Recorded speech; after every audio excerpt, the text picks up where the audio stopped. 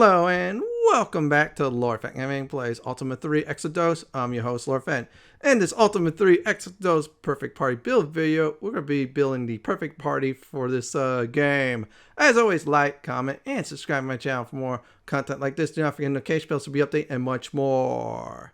With this party build, you'll not only be able to evade traps from treasure chests, dungeons, and more, you'll survive easily at the start, the middle, and definitely at the end game. And also one more thing too, you have less trips to Ambrosia with this setup. So let's get to it right now with the first class we're going to talk about, which is the Thief. The Thief in Ultima III is very simple. They're the ones who open safely treasure chests and also evade traps too. You're asking, why don't you use any other spellcasters that have thieving skills? Well, the Thief has the best thieving skills in the game. So 99 Dexterity Thief could evade 99% of the time traps. They can also spot traps in dungeons very easily. And also they could fight very well too, since their best weapon in the game is the bow, which is a very nice ranged weapon. So let's go over on how to build the Thief with some stats I'm going to put on the screen. Here's how you do create a Thief in Ultima 3 when you do start out. Strength at 15, that's the best you could do. They will hit hard, I'll probably say, than a Cleric and a Wizard. Now, as for Dexterity, 25, they have more chance to hit than any of your party members when you do start out. Now, for Innate and Wisdom, they're 5 apiece. The best race to pull this off is an Elf. Why? Well, they have the best max dex setup. We'll get to that in a few moments. And also the second best strength setup. Now, max armor a Thief could be allowed to wear is leather. Now, this is before exotics, so I decided to put leather there for now. Max weapon is the bow. Yes, the bow is a very great weapon in Ultima 3. You'll be using that for most of the game until end game, of course. Steel and disarm, they're the very best. Just trust me. That's why you want a Thief in your party. Magic they cannot use at all, unfortunately. That's the downside. So let's go over the maximum amount of stats an Elven Thief could definitely have. Let's go over the endgame stats of an Elven Thief versus a Dwarven Thief. So Elven Thief, the following stats, you can max them all out at Ambrosia, of course. Strength at 75, Dexterity 99, Innate 75, and Wisdom 50. Now, if you decide to pick a Dwarf instead of an Elf, you get 99 on the strength, Dexterity is 75, Innate is 50, Wisdom is 75. Since you are playing a Thief, if you pick a Dwarven Thief, you're really hurting yourself because it's like a 75% chance of succeeding at stealing and, of course, disarming traps versus Elf, which is really 99% success rate. So, yeah, you definitely want an Elven Thief for this. So, here's the stats to aim for when you go visit Ambrosia twice. Yeah, you're going to be going there twice with this perfect party build. Strength at 75, Dexterity 99, then leave Innate and Wisdom at 5 since you're not casting spells. So let's go over why you should put the Thief in the front of the party. When you do start out in Ultima 3, your Cleric should be the one be able to set arming traps since they have a spell that's 100% lock rate at the cost of 5 magic points. Until later on at Ambrosia, once at Ambrosia your Thief's maxed out, especially if they're Elven Thief at 99 Dexterity, they'll be able to evade traps like crazy. In other words, it's a 99% success rate, especially in dungeons. They trip on a trap, they evade it, your party is safe. You have any of the other classes, yeah, they're more likely to trip traps, and if you have any of the other party members has a 0% chance at successfully evading a trap or so, they will always trip a trap. Thief, on the other hand, does not, which is great and wonderful. And this does also include opening up treasure chests, either in dungeons or on the outside world. 99% success rate. So I'm going to go ahead and go over the Thief for one final time, and here we go. When you do start out in Ultima 3 as a Thief, you're going to have your Cleric in your party to open up treasure chests until you get to Ambrosia. Same thing also for opening up chests in, for example, Dungeons 2 until, like I said, Ambrosia. Once you do get to Ambrosia and get your Thief maxed out in your stats, especially if you're an Elven Thief, things will change for the better for your party. Thieves will be able to safely navigate you through dungeons and also open up treasure chests. You heard right, safely in certain places, like for example Death Gulch. So they'll be able to make that money for you real quick, so you get that ambrosia stats up big time, much more faster. And if you decide to buy the more expensive weapons and armor, they'll be the ones to get you that up there too. They will become your best to hit rate type of party members, and the second best damage dealer via melee wise in the game. So the next class we're going to talk about is the Paladin. The Paladin in Ultima 3 is basically your cleric plus fighter. You're asking, why not just use a fighter instead of a paladin? Well, because later on they'll be able to cast certain spells that are really useful, like for example cure poison. So starting out as a paladin, you'll be able to hit your foes the hardest, which is the very best. They'll also be able to use a nice bow and arrow, which makes them great too. With this build setup, you'll only be able to cast one spell, but that's alright, because once we do visit Ambrosia, they'll definitely cast some magic. And one thing about magic with paladins, they're cut off by 50%. So for example, if they have 75 wisdom, they'll only really have 37 magic points. So let's go over the starting stats for a paladin.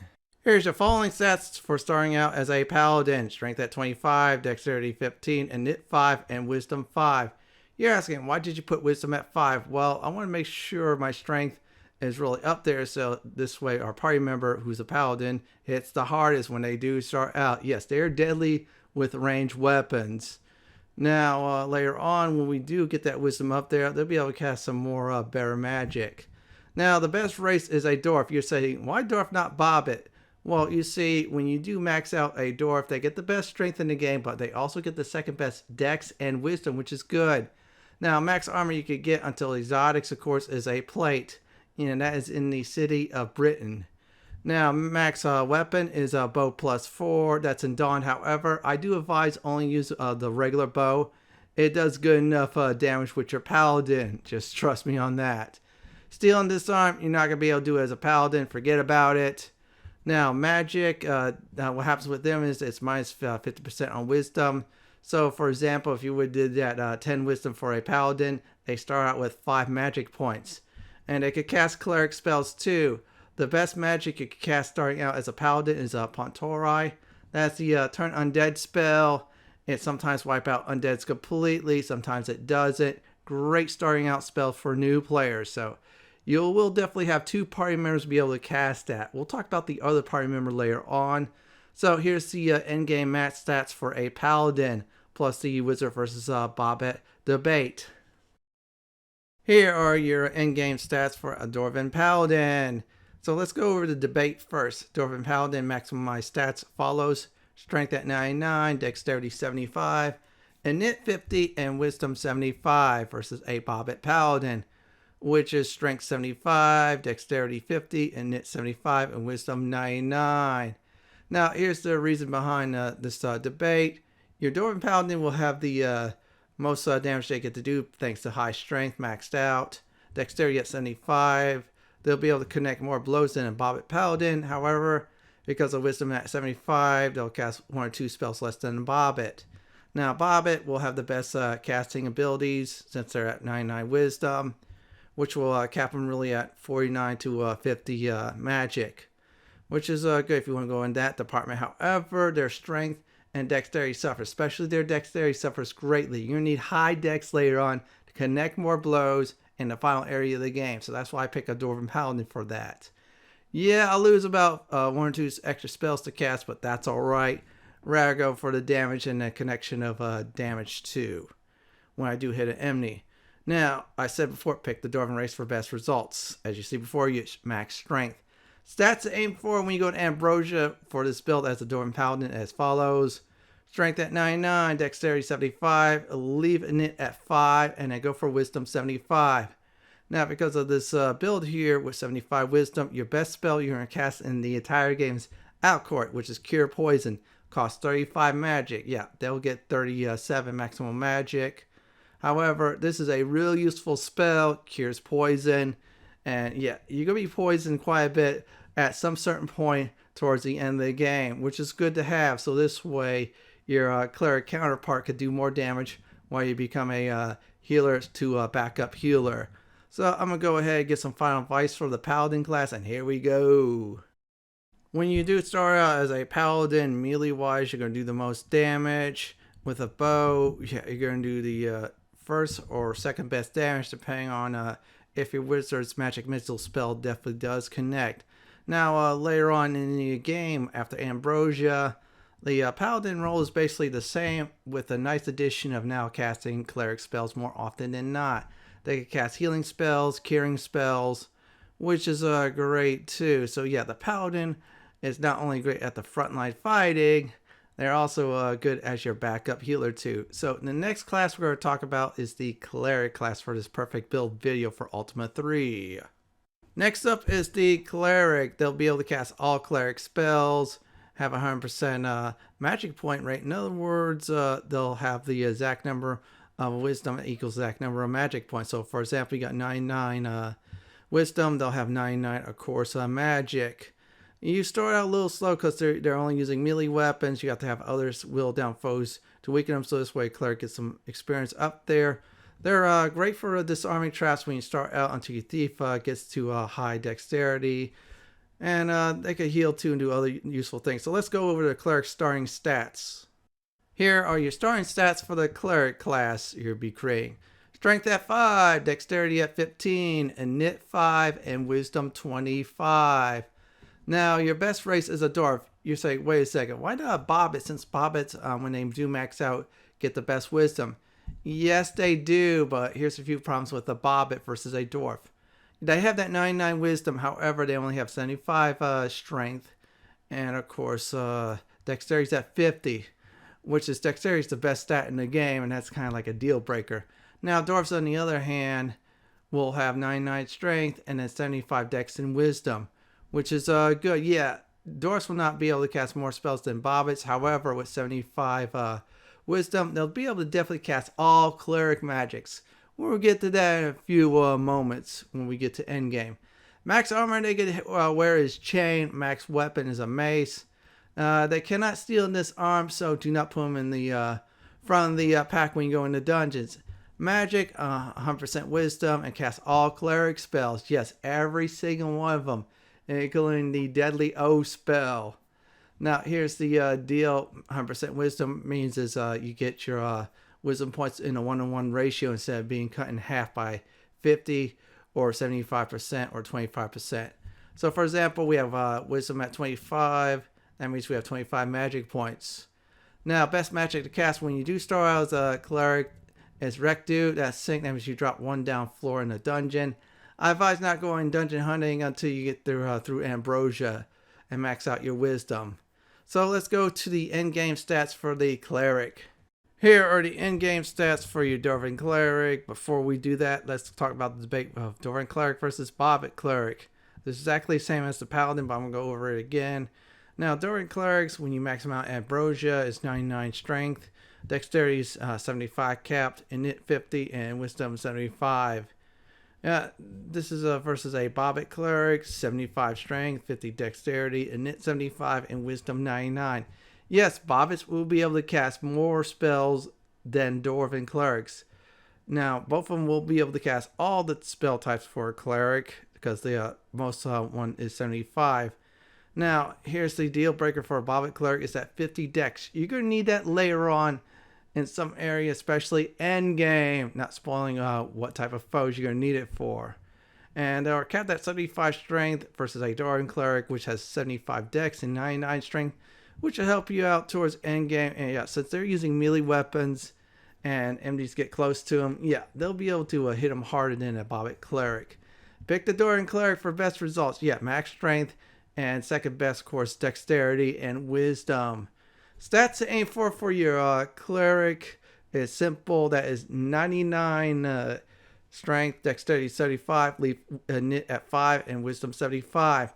The best magic you can use is Recall. This is like a Recarnation spell. It will cure the Ash status at the cost of 5 Wisdom. So anytime you cast this and it's a success, yeah, you have to go back to Ambrosia to get those wisdom points back. Now, second best magic in the game is Destroy. Costs 70 magic, but the Destroy affects all foes. Has a good success rate. Great AoE spell. So let's go ahead and talk about starting out as a cleric and of course treasure chests. When you do start out as a cleric, besides healing and being useful to party members, you'll be able to open treasure chests safely. This is a great spell to start out with, since you're a thief or any thief-like characters is developing until they get the desired max stats they need.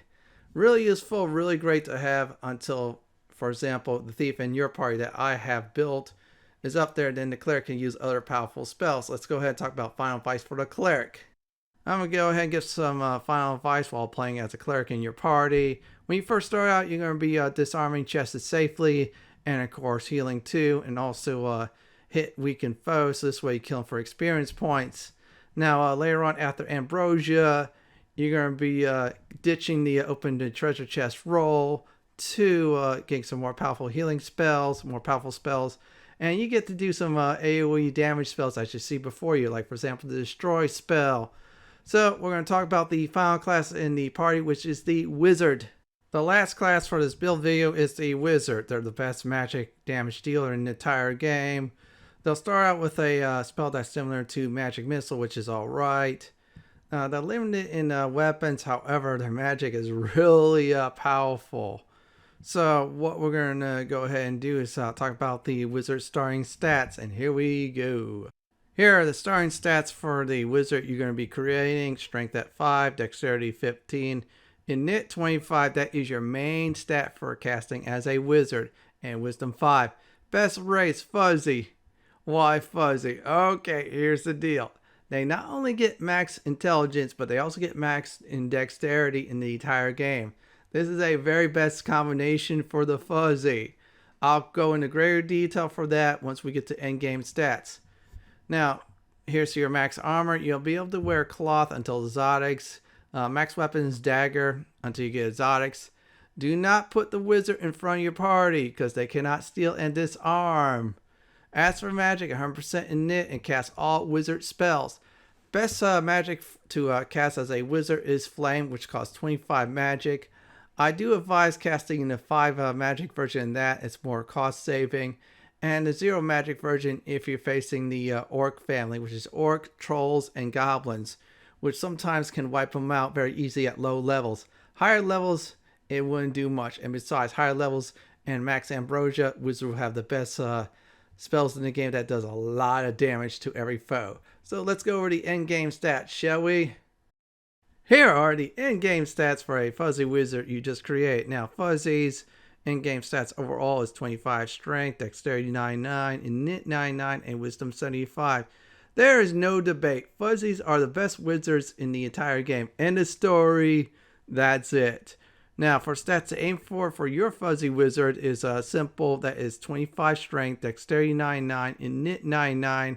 So this way you have maximum magic points and have a little bit extra spells to cast, and leave Wisdom at 5. Best spell in the game is Death.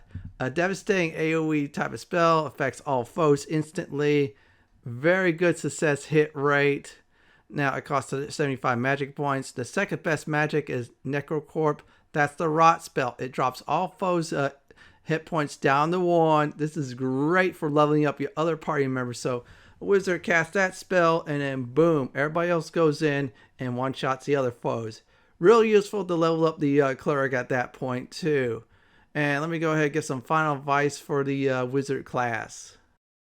When you do start as a wizard, you have 2 offensive spells. One against the Orc kind, which is the A spell, and then the B spell is Magic Missile, which is a single damage one.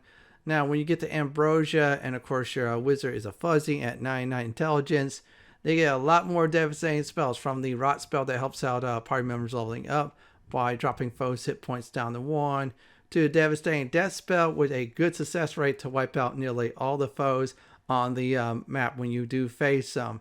So yeah, wizards are your best magic users in the offensive category in the entire game. So I'm going to go ahead and talk about some final advice overall for all 4 party members. I just show you all that is the very best. Here are some final advice before I do end the video. As a thief, you start out using a sling for damage dealing and move up to the bow. Later on, your thief will be able to successfully navigate through dungeons without triggering most traps and such. and also open up treasure chests safely for the most part.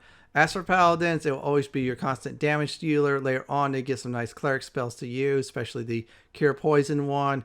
As for Clerics, yeah, they'll start a little slow. They'll be able to heal, open up chests safely with magic. Then later on, they'll do some devastating spells. Yeah, the destroy spell is really devastating. And they also get some powerful healing magic and spells that can revive the dead or your party members that got turned into ash. As for wizards, you'll start out with single damage spells and the Orc Destroy spell.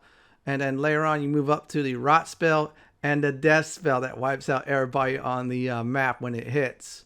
So with this perfect party build, you'll get through the game at the start, the middle, and definitely end game. Well, everyone, this is it for my Ultima II Exodus perfect party build video. This is Lord Fenton signing off. Thank you for watching, and do have a great day or night, and do please stay safe. Please subscribe to my channel for more classic and modern gaming content just like this. If you like what you see, then pick my suggestion on the upper left hand corner or YouTube's suggestion on the bottom left hand corner. Have a great day or night, and do please stay safe.